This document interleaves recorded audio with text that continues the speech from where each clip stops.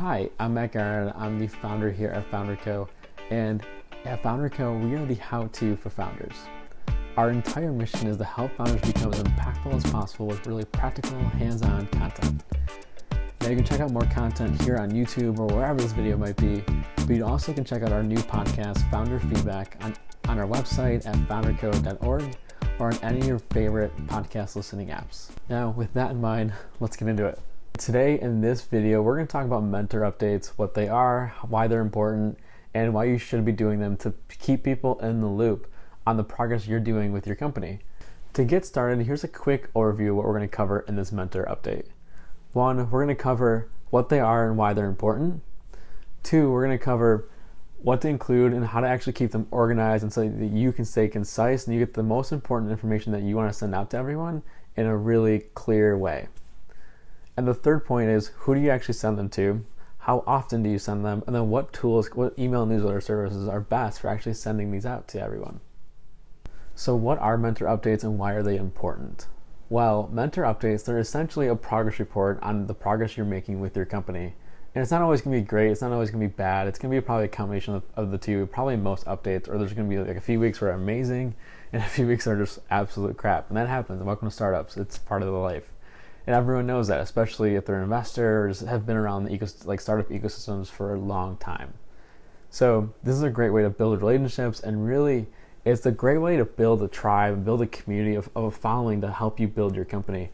Because you're not going to be able to be a one-man band or a one person trying to build your company, or even if you're just a couple co-founders trying to build a company. There's no way you're going to do it all by yourselves. You're going to need people around you to help support you. And this is a great way of helping to build that, because you're going to keep people in the loop all the time. And instead of having, the other thing is, if you're meeting with people all the time and they're on this newsletter, it'll help actually make your meetings more efficient because they'll already be updated. You're not going to spend in the first 10 minutes, 10, 15 minute meetings, or if you're having an hour long meeting, the first 10, 15 minutes aren't going to be updates because they're already updated. So that's what's really cool. It helps make your meetings even more efficient too with the people that you already are connected. Now, the people that you're not super well, you don't know them super well yet, and you're trying to just keep them in the loop, especially if it's like investors, this is actually a great way to keep them in the loop and just build a relationship with them so you do get to know them even better and better.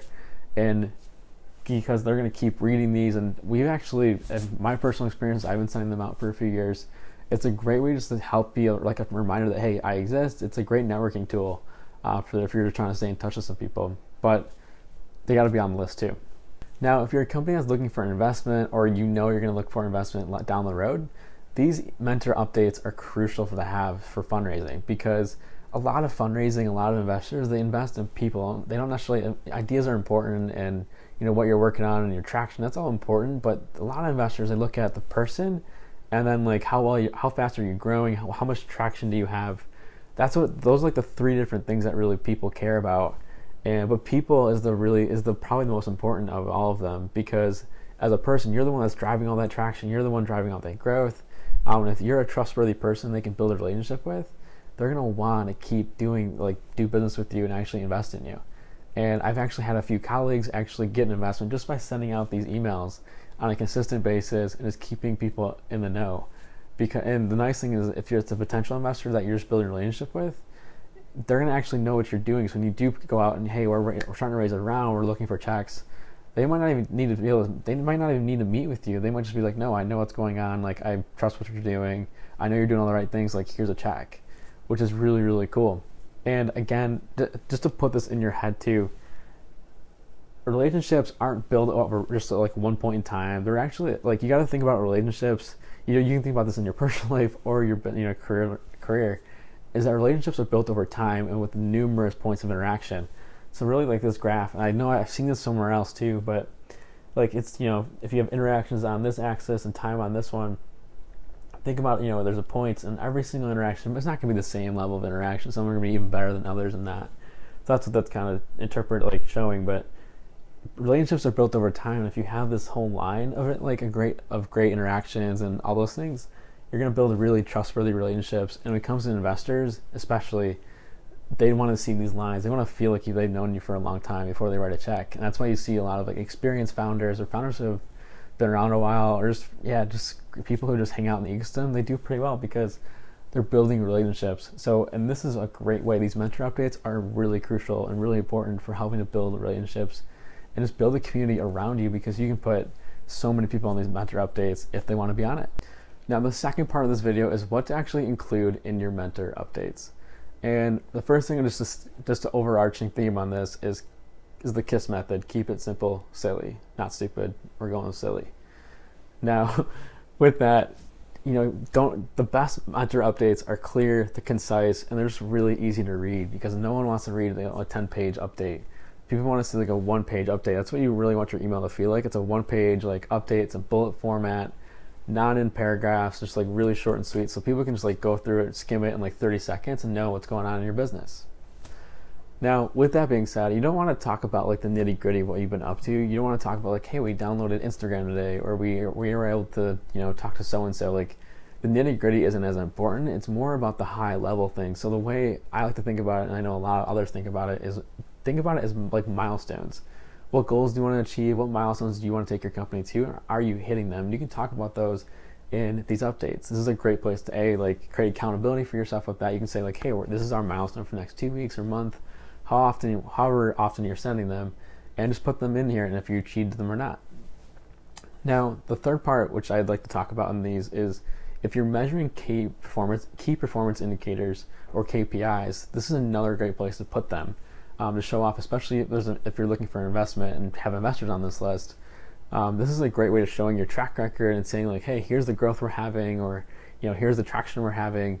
This is a kind of a cool way to actually show like to your tribe or community that's following you and helping to build this company, what you're measuring, what is success for you, but then B, like, hey, like we're doing really well, we're not doing so well, and you can kind of show that growth over time with these KPIs, and you can this is a really strong relationship builder, especially if you're like, hey, I got this, this record. It's like it's never going to be like a hockey stick type growth, but it's going to be, we're growing over time, and investors really want to see that. So if you're looking to raise money, that's more important to put your KPIs in. But if you're not, you can still do it, but it's not as important. Now, to actually structure your mentor updates, I would actually like doing them in 3 categories and no more than 3, because otherwise it gets too complicated, too complex.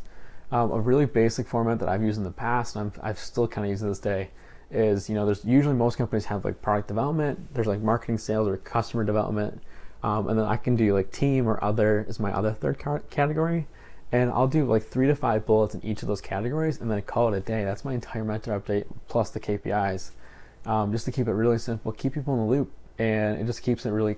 It becomes like a 1-page document. It forces you to be in a 1-page document essentially, if you're keeping the bullets, really short, sweet, and simple to understand. Bonus, you get a bonus in this video because I forgot to put something in this video that is really key and crucial, and so I'm literally adding this as I'm editing this video. So anyways, one important topic is put an ask session in there, so that like things that you need to help move your company forward. So whether they are, hey, we need someone to help us with social media, or we need an intro to someone, put an ask session in there. Yeah, an ask section in your email. So if you have the 3 sections, you can have, product development, marketing, other, but at the very top of those categories, put like the asks that you want in your email. So, keep them to like really minimum. Don't do like a whole laundry list of things. But if you do 2 or 3, like, hey, here's what we could really need to help move our business forward, you might get what you need. And because you don't know who has what resources, you don't always know who they know. Put it out there. In worst case scenarios, you don't get anything back. The best case scenarios, you actually get what you need, or even something that's even better than what you even expected. So put it in there and see what happens. The third part of this mentor update video is how often do you send them and to who? And for mentor updates, you can usually, it depends on how fast you're growing your company, or how fast, like just how much is going on, how much activity is going on within your company. And so if you're like in an accelerator program or an incubator program that's like, a 3-month stretch, or, maybe it's a 6-month stretch, however long that might be, it might make sense that you're doing, a 1 a week, because you have so much progress happening or in such a small amount of time. Now, most companies, they're usually, doing, if they're not in one of those programs, they're doing like bi-weekly or monthly updates. I personally do updates in a bi-weekly cadence, just it helps me with accountability personally, but also I think it's just keeps the updates shorter, rather than these really long updates that can sometimes happen in monthly updates. Now, to actually who to send these updates to, I like to send them to kind of whoever wants to, because I'm personally not too protective of who's on my list. Now, if I'm like, ooh, I don't really want to work with you too much, or I don't actually want you knowing everything that's going on, or I don't want you in my inner circle, I won't include them. But for the most part, I keep mostly anyone who was interested on our internal updates. So I have family, I have friends, I have trusted colleagues. I have our team on there right now, and we potential investors. We have I don't have it for FounderCo, but I've had it in the past with other companies. And really just keep it to people you think you want to keep updated and want to stay updated. Now, with that being said, though, make sure, especially if it's like investors or just people you don't know very well, ask them if they're actually okay with being on your email updates, because a lot of us get pounded with email. So one more email can be like, oh my gosh, such a drag, and you're actually hurting that relationship. So if you actually ask them like, hey, we ended up actually, and you can ask it really simply, like, hey, we send a bi-weekly update out to our internal circle or inner circle, like, would you be are you okay if we added you to our list? And most of the time people will be like, yeah, no problem, especially if investors, because investors are used to this. Sometimes you'll get a no, I already have a ton of emails, and that's okay. Don't take it personally. It's not against you. It's just they get a lot of emails and they probably get pitched all the time, or they work with a lot of people. So it's okay either way, but always ask if you're not unsure if they're going to be willing, okay? And also make sure you have an unsubscribe version or an unsubscribe button on these newsletters too, because sometimes people just they've been around your company for 3 years and they just don't care as much anymore, which is okay. It happens. Your relationships come in and out sometimes. So make sure you have an unsubscribe button on there too, so people can opt out if they want to, especially if you're not asking for some reason. But make sure you're asking people if you especially don't know. To actually get that unsubscribe button, you probably need to have an email newsletter service. And this is one, personally, I've been kind of playing around with this, going through. I've doing mentor updates probably for 4 or 5 years now within my different companies. And so the ones I've used personally for these mentor updates is MailChimp is an easy one, obviously. Most people have used MailChimp at this point. If you've been doing entrepreneurship or you've been around it for a bit, you've probably at least heard of it or at least used it maybe here and there. MailChimp is a free version of doing newsletters, and you can get the unsubscribe button there. It's really nice and clean. It's an easy way of doing it. The one I just switched to, and actually kind of personally, I'm really starting to like it more and more because it's really even simpler than MailChimp, is ConvertKit. We'll have all the links for these tools in the description below too, but ConvertKit is it feels like a more regular email, like a normal email. They're a startup themselves, and the metrics seems the whole interface seems a little bit cleaner. And they actually have some good email, catchers too, that you can integrate with your website. So that's ConvertKit, and MailChimp has some of those features too, but it's really just a personal preference, whether or not you like those two. Now, the third option that I've used in the past a little bit for about a 6-month stretch was SendGrid. And SendGrid, if you're doing a lot of transactional emails and you're more of a techie person and really love if you want to do all these email threads and all these different things drip campaigns, all that, SendGrid can be a really nice option for you if you're more of a tech geek. To end this, I'm going to put some mentor updates that I have personally written and sent out in the description below. So if you're looking for examples, you can go in the description and download them yourself. Again, as you start to write these mentor updates and start to build a community around your company, because you're not going to be able to build a community a company that's amazing by yourself, just remember, keep them simple, keep them clear, and keep them concise.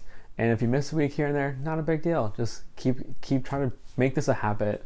It's going to help you, with accountability, and also just help keep people that you want to keep updated in the loop. Now, to fully finish this off, if you're looking for more content like this, or just looking to learn from other great founders, check out our new podcast called Founder Feedback. You can check it out on our website at founderco.org, or you can check it out on any of your favorite podcast listening apps. Now with that, we'll see you later.